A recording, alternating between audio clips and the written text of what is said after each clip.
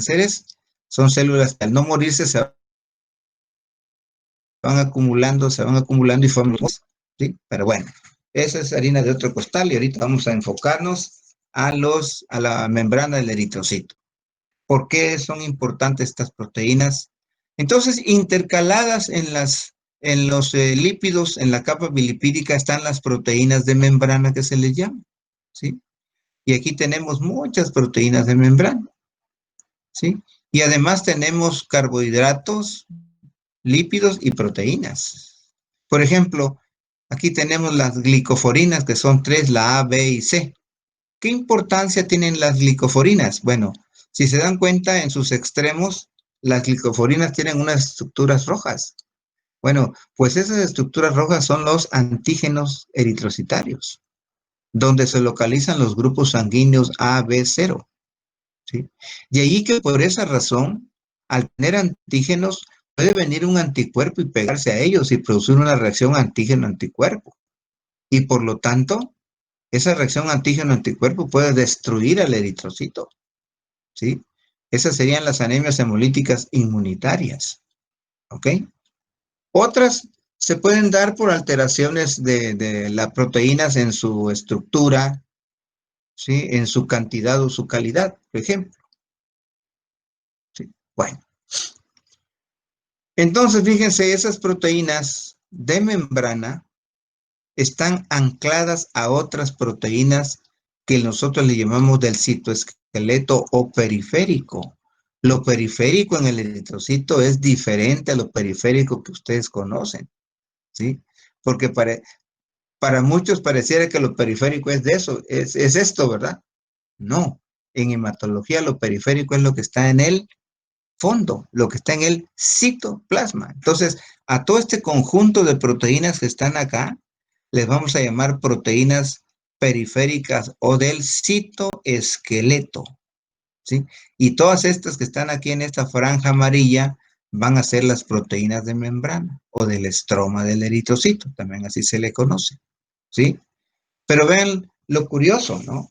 Es que tanto las proteínas de membrana como las proteínas del citoesqueleto están unidas, ¿sí? Están unidas unas con otras. Y esa unión le permite al eritrocito deformarse horizontalmente o deformarse verticalmente, hacia arriba o hacia abajo. Y esa condición, precisamente esa condición de deformabilidad, responde a una ley que les he dicho, que se llama la ley del todo o nada, es una ley física, ¿sí? Es la misma ley que se utiliza para el corazón. El corazón se contrae o no se contrae, pero no se contrae a medias, salvo cuando el corazón está patológico. Por ejemplo, cuando el corazón sufrió un infarto al miocardio y perdió 20% del tejido de los ventrículos. Entonces el corazón se contrae, pero no vacía totalmente la sangre. Le queda un remanente. Por esa razón, un paciente que ha sufrido un infarto al miocardio corre el riesgo de que sufra otro infarto al miocardio, porque el remanente de agua, de sangre, perdón, que se quedó ahí en esa cavidad, ¿sí? Se enlenteció, se volvió viscosa y se coaguló. Y eso genera otro infarto, porque el corazón se volvió fibrótico. Ya tiene mucha colágena porque se trató, el fibroblasto trató de reparar, ¿verdad? Esa lesión que tuvo el corazón, ¿sí? Entonces el eritrocito también responde a la ley del todo o nada, merced a sus proteínas que tiene, tanto en su membrana como en las proteínas periféricas o del citoesqueleto. Hay una proteína, bueno, hay varias proteínas, pero hay una en especial que se llama anquirina, ¿sí? La anquirina, anquiria quiere decir ancla en griego. La anquirina, vean ustedes, es la proteína de unión entre las proteínas de la membrana y las proteínas periféricas. Entonces, cuando la anquirina falla, pues van a fallar todas, ¿sí? El eritrocito no se va a poder deformar ni horizontal ni verticalmente. ¿ok? El eritrocito tiene actina también y tiene miosina, que son proteínas contráctiles de todas, como las fibras del cardíacas, ¿verdad? Como las fibras del útero, propias típicas de los músculos, de las células musculares, ¿sí? Bien, aquí en la membrana, en su membrana externa, también hay, fíjense, aquí, bombas de cloro, sodio, magnesio. Para que penetre el sodio, el cloro, el magnesio, etcétera, necesita energía el eritrocito, necesita ATP. Por eso más adelante, en la siguiente clase, o el lunes o el martes, vamos a ver el metabolismo energético del eritrocito. Ahorita estamos viendo su membrana, no perdamos de vista ese detalle, ¿sí? Su membrana, cómo está constituida su membrana, cuál es la función de la membrana, para qué sirve la membrana, etcétera, etcétera, ¿sí? Les estoy dando un bosquejo general, ¿sí? ¿Por qué es tan importante la membrana? Porque trata de proteger todo lo que está en su interior, ¿verdad? ¿Sí? Bueno, entonces tiene, fíjense, hay antígenos, ¿sí? Aquí están los antígenos sanguíneos, el grupo A, el grupo B, el grupo cero. Por eso es que puede haber, decía yo, una reacción antígeno-anticuerpo. Em, por por estas bandas, penetra la glucosa por difusión facilitada. La glucosa no, ni el oxígeno no requieren de energía para penetrar, sino penetran de un sitio de alta concentración a otra de menor concentración. Y cuando ya está en el interior, pues equilibran sus potenciales. También el eritrocito en su membrana tiene cargas negativas. Les he dicho que esas cargas negativas es con el propósito de que se rechacen entre unos y otros, como los carritos chocones. Se dan besitos y se separan. ¿Sí? Aquí hay cargas negativas y aquí adentro hay cargas positivas. Entonces, cargas negativas hacen que se rechacen, ¿verdad? Porque hay una ley de las cargas que dice que cargas del mismo signo se repelen, cargas contrarias se atraen. Bueno, entonces por eso puede haber anemias hemolíticas de tipo este, inmunitario. Y por esa razón, ¿verdad? Cuando hay un exceso de proteínas, como en la macroglobulinemia de Waldenström, en el mieloma múltiple o en las anemias hemolíticas por anticuerpos, hacen que esa carga se pierda. Y al perderse esa carga, entonces la carga externa que tenía la sustancia, la extraña, se pone en contacto con esta carga que se perdió, pues entonces se atraen. Y entonces se juntan, ¿sí? Se pegan como pilitas de moneda, como la gráfica que les enseñé la otra vez. Entonces vean ustedes lo importante de conocer, de saber. Por eso, aquí adentro está el tesoro más preciado del eritrocito, que se llama hemoglobina. Y esa hemoglobina hay que protegerla. ¿Cómo la vamos a proteger? Bueno, de primera instancia, la primera barrera de defensa es su membrana. Por eso decimos que es una membrana semipermeable. ¿De qué hay que protegerla? De las agresiones, de agentes oxidantes. Porque una hemoglobina que es oxidada no es buena para transportar oxígeno. Por eso la membrana en condiciones normales debe estar íntegra, ¿sí? Y no permitir el paso de sustancias a diestra y siniestra, o como decimos vulgarmente, como Pedro por su casa, no, no, no es así. Estoy hablando de condiciones normales. Cuando el eritrocito ya vivió 120 días, ¿sí? Pues obviamente esas proteínas ya están desgastadas, ya están afectadas. Y ahora sí, permiten la entrada y salida de todo lo que se les ocurra. Por ejemplo, si es sodio, ¿verdad? Sodio es el líquido extracelular más importante. Si quiere penetrar el eritrocito, lo va a hacer con mucha facilidad. Pero el sodio no se anda solito, anda acompañado. anda acompañado de agua, entonces arrastra agua al eritrocito, ¿sí?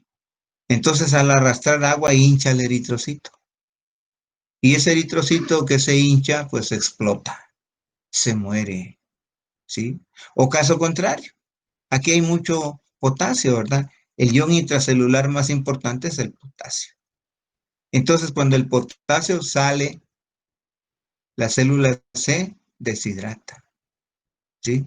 Y al deshidratarse la célula, como ya no tiene, no está suficientemente hidratada, ¿qué es lo que pasa? Que esta membrana se vuelve rígida, con forma de picos, espiculada. Y al volverse rígida ya no se deforma. Y también es otra forma de morirse. Por eso el eritrocito, al pasar 500,000 veces por el vaso y recorrer 250 kilómetros en 120 días, lo que está haciendo es morirse. Está programando su muerte. Pero su muerte no va a ser prematura, va a ser en 120 días en condiciones normales. La muerte de un eritrocito puede ser prematura si falla una de estas proteínas que están mal elaboradas, mal estructuradas, ¿sí? Puede ser, como por ejemplo lo que pasa con la espectrina, ¿sí? La espectrina en cantidad o en calidad forma el eritrocito, un eritrocito redondito, no bicóncavo, esférico. Entonces la espectrina da origen, su defecto da origen a la esferocitosis hereditaria. Es un eritrocito redondito, redondito, con una gran concentración hipercrómico, ¿verdad?, de hemoglobina. Pero también su membrana es rígida y entonces el eritrocito se puede morir. ¿Ok? Entonces vean ustedes cuánto estudio podemos hacer de solo la membrana del eritrocito. Entonces, están ancladas, pues, están unidas, tanto las de la membrana como las periféricas, ¿sí? Las proteínas de membrana hacen que el eritrocito se desplace de manera horizontal hacia la derecha o hacia la izquierda. Las proteínas que están en el citoesqueleto o las periféricas, ¿sí?, hacen que el eritrocito se deforme hacia arriba o hacia abajo. Un eritrocito es como un globito, para que me entiendan, lleno de agua, ¿sí? Que se deforma con gran facilidad, ¿verdad? Si ustedes le presionan, pues un eritrocito, perdón, el globo que tiene agua, pues también se deforma, ¿no? ¿Sí? O también cuando el eritrocito se va a morir, adopta la forma de una sombrilla, de un paraguas, ¿sí? Ya ven que los paraguas tienen bastantes fierritos, no sé cómo se le llame, ¿sí? Pero cuando un fierrito de esos se rompe, pues la sombrilla se cierra a medias, ¿verdad? O queda toda elongada, toda deforme. Así es el eritrocito también. Estoy hablando en sentido figurado para que me vayan entendiendo qué es lo que pretendo de esto. Bueno, muy bien. Podemos hablar toda la noche de la membrana del eritrocito. Aquí está la estructura, lo mismo que ya les he dicho. Es un disco bicóncavo de 7.5 hasta 8.7 micrómetros de diámetro. En su periferia tiene 2.5 micrómetros de espesor. En el centro tiene un micrómetro de espesor. El volumen ya lo sabemos, va de 80 a 90 femtolitros, un volumen normal. Menor de 84 es igual a microcitosis, dentro de 80 a 90 es normocitosis, mayor de 100, 105, 110 es macrocitosis, ¿verdad? El eritrocito también tiene un área de superficie de 140 micrometros cúbicos. La composición del eritrocito está directamente relacionado con la Tierra, con el universo, ¿sí? Porque todos sabemos que la Tierra está constituida de 75% de agua. Entonces nosotros, como parte del globo terráqueo, es directamente proporcional a la constitución de nuestro cuerpo. Estamos formados de 70-75% de agua. Y lo mismo le pasa al eritrocito. Entonces es directamente proporcional esta condición. Luego del 70% tiene hemoglobina, lípidos, azúcares y proteínas. El 30% restante le estarían constituyendo estas estructuras, ¿sí? Estas moléculas. ¿Cómo se compone su membrana entonces? De lípidos, de hidratos de carbono, por ejemplo, las cialoproteínas que tiene el eritrocito ¿sí? Tienen hidratos de carbono y proteínas, ¿no? Que eran proteínas de membrana y proteínas del citoesqueleto. Ok. Bueno, dentro de los lípidos más importantes, la composición de la membrana desde el punto de vista lipídico está constituido de fosfolípidos, perdón, lecitina, fosfatidilcolina, esfingomielina, en un 28%, igual que la fosfatidilcolina. Tiene también la membrana de los lípidos, tiene, o sea, esa capa bilipídica tiene aminofosfolípidos, como la fosfatidilcerina en 13% y la fosfatidiletanolamina en un 26%. Y dentro de los carbohidratos, los dos carbohidratos más importantes de la membrana del eritrocito son los glucolípidos y las glucoproteínas. Y las proteínas como tal, ¿verdad? Que serían las proteínas integrales de la membrana y las proteínas periféricas o del citoesqueleto.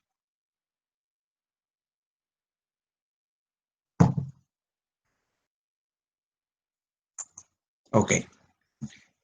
Entonces, desde el punto de vista del estromo, la membrana del eritrocito, su composición es, ¿sí? De lo que más tiene el eritrocito son proteínas, porque las proteínas constituyen del 40 al 50% de su membrana.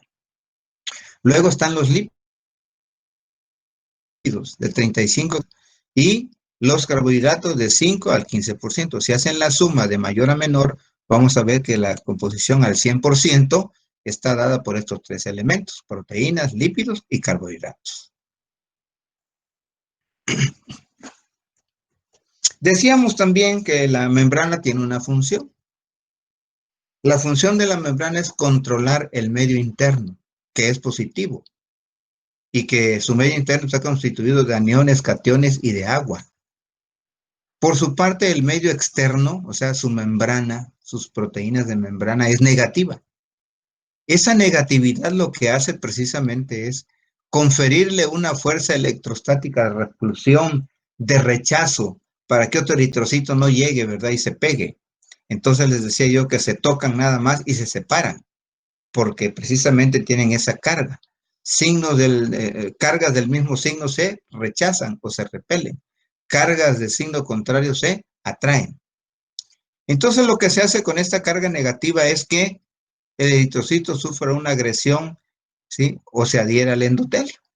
Acuérdense que el endotelio es el teflón de los vasos sanguíneos. Cuando la carga se pierde o cuando el endotelio sufre un daño, pues puede ser que el eritrocito se pueda adherir a ese endotelio. Incluso, ¿verdad? Al sufrir un daño el endotelio, se desencadena la cascada de la coagulación, porque no solamente el daño endotelial va a hacer que las plaquetas se adhieran o que las plaquetas se agreguen, sino además el daño endotelial lo que hace es que desencadena la cascada de la coagulación, principalmente por su vía intrínseca. Bueno, aquí vamos a hablar un poquito de los tipos de proteínas de las que hablábamos hace ratito. Entonces, las proteínas del eritrocito son estructuras unidas laxamente. Una unión laxa es una unión débil. Una unión covalente es una unión fuerte, es una unión poderosa. Luego vamos a ver que cuando hablemos de ciertas leucemias van a haber uniones covalentes que no tan fácilmente se desprenden las células. Por eso hay que ir a buscarlas, por eso hay que hacer biopsia, por eso hay que hacer un aspirado de médula ósea, ¿sí? Entonces están unidas laxamente, débilmente a la superficie externa o interna de la membrana, ¿sí? Entonces las proteínas integrales de membrana son aquellas proteínas que se van a encontrar intercaladas entre la capa bilipídica. La función que van a tener estas proteínas es que van a mover al eritrocito de manera horizontal. ¿Sí? Por otra parte, las proteínas periféricas o del citoesqueleto, lo que está en el citoplasma del eritrocito, ¿sí? Por eso dice acá, situadas en el citoplasma de la célula, lo que van a hacer es mover al eritrocito de manera vertical, hacia arriba o hacia abajo. Por estas condiciones, hemos dicho que el eritrocito responde a la ley del todo o nada. Es decir, en condiciones normales, pues no se puede mover al 30% o al 40%. Se tiene que mover al 100%, hacia la derecha, hacia la izquierda, hacia arriba o hacia abajo. Ahora vamos a ver cuáles son los tipos de proteínas integrales de la membrana. Como se dice que estas se extienden a través de la capa de fosfolípidos entre las colas de los ácidos grasos. Y aquí tenemos varios tipos. Las proteínas de la banda 3 o de transporte aniónico es la más abundante de las proteínas integrales de la membrana, constituyendo el 25% de todas las proteínas, ¿sí? Pues tiene una función, ¿verdad? Esta proteína de la banda 3 o transporte aniónico lo que hacen es que están involucradas con el transporte de bicarbonato y de cloro, que están constituidos como aniones, ¿sí? Tenemos otra proteína que se llama proteína de la región de la banda 4.5. Esta proteína va a estar involucrada con el transporte de glucosa. La glucosa decíamos que penetra por difusión facilitada. No necesita ATP. En cambio, el sodio, el cloro, el magnesio, el potasio requieren de bombas. Por eso les requiere el eritrocito ATP. De tal suerte que tiene transporte activo y transporte pasivo, ¿sí? También tiene otra proteína que se llama proteína de la región de la banda 4.5. Fíjense, esta está involucrada con el transporte de la glucosa, decíamos, ¿sí? Pero tiene otras proteínas también que se llaman cialoglucoforinas o glucoforinas, ¿sí? La función de estas proteínas es proteger al eritrocito de la degradación. Resulta que ciertas proteínas, las glucoforinas A, B, C, donde están los grupos sanguíneos, ¿sí? Pueden ser degradadas, pero no se degradan porque contienen ácido ciálico en su estructura. Entonces, el ácido ciálico lo que hace es rechazar cualquier intento de degradación, ¿sí? Gracias al ácido ciálico, ¿sí? Y por otro lado dice que las glucoforinas o glicoforinas contienen los antígenos eritrocitarios, los grupos A, el grupo B, el grupo 0, están aquí precisamente en las glucoforinas o las glicoforinas. Okay. Las proteínas periféricas, por su parte, partimos de lo general, estamos ahorita en lo particular, ¿sí? Estas proteínas tienen como función participar en la formación de un retículo membranoso denominado citoesqueleto y está constituido de las siguientes proteínas, ¿sí? Y los diferentes tipos de proteínas de membrana periférica o del citoesqueleto son proteína de la banda 1,2, que es la espectrina, proteína de la banda 2.1, que es la anquirina, proteína de la banda 4.1 y 5 es la actina, pero además tiene tropomiosina y tiene dematina. Actina y miosina son proteínas complejas, no olvidarse, sino perder de vista esta situación. ¿Qué es lo que hacen entonces las proteínas periféricas? Pues lo que hacen es, la función que tienen es controlar la configuración, la integridad y la flexibilidad de la membrana del eritrocito, ¿verdad? Todas estas funciones se van a dar gracias a este tipo de proteínas. Por ejemplo, cuando falta la espectrina, ya sea en cantidad o en calidad, sí, pues obviamente el eritrocito se vuelve esférico y forma una patología que se llama esferocitosis hereditaria. La esferocitosis hereditaria es la única condición en la que vamos a encontrar hipercromía. ¿Qué es lo que sucede? Lo que sucede es que el eritrocito perdió volumen, ¿sí? Y entonces se vuelve un esferocito pequeñito, con poco volumen, y la hemoglobina, aunque es normal en cantidad, se concentra demasiado y genera una hipercromia, ¿sí? Son las únicas condiciones. En los pacientes quemados, que los eritrocitos se queman, en el que se reduce su volumen de forma adquirida, y en el que es de forma hereditaria, que no se produce espectrina, ¿sí? Entonces el eritrocito se queda muy redondito. La anquirina es la proteína de ancla, la que ancla a las proteínas integrales de la membrana con las proteínas del citoesqueleto. Entonces fue un papel muy importante, ¿verdad? Porque como si fuese una bisagra, ¿no? ¿Sí? Ok. En síntesis, entonces,